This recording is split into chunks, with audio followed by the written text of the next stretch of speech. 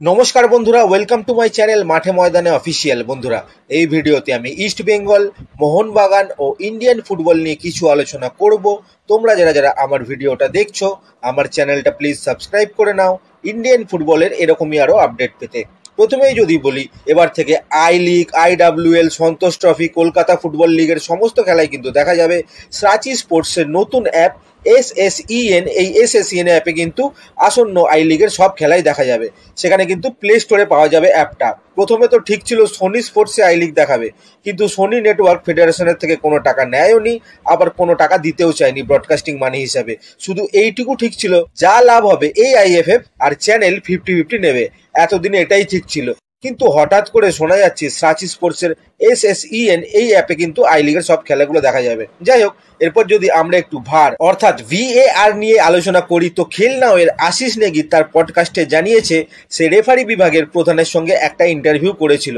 যদিও FSDL আর AIFF সেটা কিন্তু এয়ার হতে দেয়নি, আটকে দিয়েছিল। যাই হোক, সেখান থেকে জানা গেছে VAR লাইট ইন্ডিয়াতে আনা সম্ভব নয়, আনলে VARই আনতে হবে। কারণ কোনো ম্যাচে 8 বা তার কম ক্যামেরা থাকলে সেখানে VAR লাইট আসে। আর ইন্ডিয়াতে তো ISL-এ যেহেতু 12-14টা ক্যামেরা থাকে, তাই সেখানে VAR লাইট আনা যাবে না, আনলে কিন্তু VARই আনতে হবে। এবং সে যা এস্টিমেট দিয়েছে তাতে করে VAR আনা কিন্তু খুব একটা খরচা সাপেক্ষ নয়। একটা হেডকোয়ার্টার, কিছু এক্সট্রা রেফারিং, ফাইবার, কমিউনিকেশন সব মিলিয়ে কিন্তু 5-7 কোটি টাকার মতো খরচ। এবং AIFF বা FSDL কিন্তু কেউ এই টাকাটা খরচ করতে চাইছে না। AIFF ভাবছে FSDL দেবে, আবার FSDL ভাবছে AIFF দেবে। যাই হোক, যেটা জানা গেল খরচটা বড় ব্যাপার নয়, আনার সদিচ্ছাটাই নেই ফুটবল যারা চালাচ্ছে তাদের। নইলে 5-7 কোটি কিন্তু ইজিলি অ্যারেঞ্জ করা যায় আজকালকার দিনে। একটা প্লেয়ারকে আনতেই 5-7 কোটি দিয়ে কিন্তু নিয়ে আসে টিমগুলো। সেখানে ফেডারেশন কেন পারবে না? শুধু সদিচ্ছাটা থাকতে হবে, সেটারই অভাব। যাই হোক, এরপর যদি আমরা একটু দল বদল নিয়ে একটু আলোচনা করি, তো সামনের জানুয়ারির ট্রান্সফার উইন্ডো আসছে এবং এখন থেকেই কিন্তু বিভিন্ন টিমগুলো কি কি প্লেয়ার নিতে চাইছে বা কি স্ট্র্যাটেজি হতে চলেছে তাদের, সেই সমস্ত খবর কিন্তু আসা শুরু করে দিয়েছে। প্রথমে যদি আমরা একটু মোহনবাগানের কথা বলি, তো মোহনবাগান সামনের ট্রান্সফার উইন্ডোর একমাত্র এবং প্রধান টার্গেট হচ্ছে একজন ভারতীয় ডিফেন্ডার। এবং শোনা যাচ্ছে মোহনবাগানের মূল টার্গেট হচ্ছে হায়দ্রাবাদ FC'র অ্যালেক্স হাজি। এবং যেটা জানা যাচ্ছে, অ্যালেক্স হাজিকে হয়তো চেষ্টা করেও তারা পাবে না, কারণ হায়দ্রাবাদ হাজিকে ছাড়ার কিন্তু কোনো মুডেই নেই।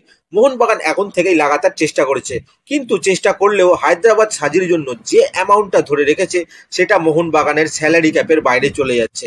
ফলে সাজিকে নেওয়াটা কিন্তু একটু প্রবলেম হয়ে যাচ্ছে।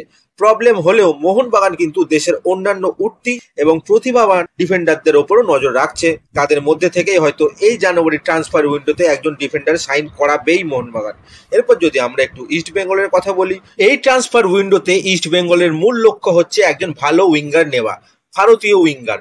কেরালা ব্লাস্টার্স তাদের উইং পজিশনে কিন্তু কোরো সিংকে রেডি করে নিয়েছে এবং শোনা যাচ্ছে এই উইন্ডোতে কেরালা কিন্তু রাহুল কেপিকে ছেড়ে দেবে। সেক্ষেত্রে রাহুল কেপি ইস্ট বেঙ্গলের একটা ভালো অপশন হতে চলেছে এবং ইস্ট বেঙ্গল রাহুলের পেছনে ছুটবেও। প্লাস দেশের অন্যান্য যে উইঙ্গাররা আছে সেখান থেকে ভালো প্লেয়ার যদি অ্যাভেলেবেল থাকে সেটাও দেখবে কিন্তু ক্লাব। মোট কথা, এই ট্রান্সফার উইন্ডোতে কিন্তু ভালো একজন উইঙ্গার খুঁজছে ক্লাব। উইঙ্গার ছাড়াও একজন সাইড ব্যাকও খুঁজছে ইস্ট বেঙ্গল। ভালো সাইড ব্যাক পেলে কিন্তু, যেটা পাওয়া খুবই মুশকিল, নিয়ে নেবে ক্লাব।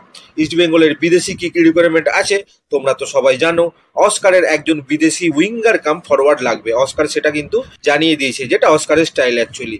বিদেশি উইং কাম ফরওয়ার্ড কিন্তু মাস্ট। সেক্ষেত্রে রবসান রবিনোর সাথে ইস্ট বেঙ্গল কথা বলে রেখেছে এবং 23শে নভেম্বরের পরেই কিন্তু একটা ডিসিশন পাওয়া যাবে রবসান ইস্ট বেঙ্গলে আসবে কি আসবে না। রবসান যদি আসে ভালো, নইলে অন্য বিদেশি উইঙ্গার ফরওয়ার্ড নেবে দল। সেই সমস্ত প্রোফাইলও কিন্তু রেডি আছে। এছাড়া একজন বিদেশি ডিফেন্ডার আনতে পারে ইস্ট বেঙ্গল। সেক্ষেত্রে কিন্তু হিজাজি আর হেক্টর ইউস্টের মধ্যে কিন্তু একজন বাদ যাবে। কোচ মোট 3 জন বিদেশির পরিবর্তন চেয়েছে এই ট্রান্সফার উইন্ডোতে, কিন্তু 3 জন বিদেশি হয়তো পরিবর্তন করা সম্ভব হবে না। খুব বেশি হলে কিন্তু 2 জন বিদেশি, একজন আক্রমণ ভাগের, একজন ডিফেন্ডার চেঞ্জ হতে পারে ইস্ট বেঙ্গলে। দেখা যাক এখন কি হয়। এরপর যদি আমরা একটু ইস্ট বেঙ্গলে খেলে যাওয়া পারদোর কথা বলি, তো পারদোকে অনেক অনেক শুভেচ্ছা। পারদো কিন্তু কোপা ফেডারেশন কাপ চ্যাম্পিয়ন হয়েছে, মানে ইস্ট বেঙ্গলে খেলে সুপার কাপ জিতে আবার পরের মরশুমে কোপা ফেডারেশন কাপ জেতা, চ্যাম্পিয়ন্স লাক আছে প্লেয়ারটার। যাই হোক, আজকের ভিডিওতে এতটুকুই। দেখা হচ্ছে আবার পরের ভিডিওতে। নমস্কার।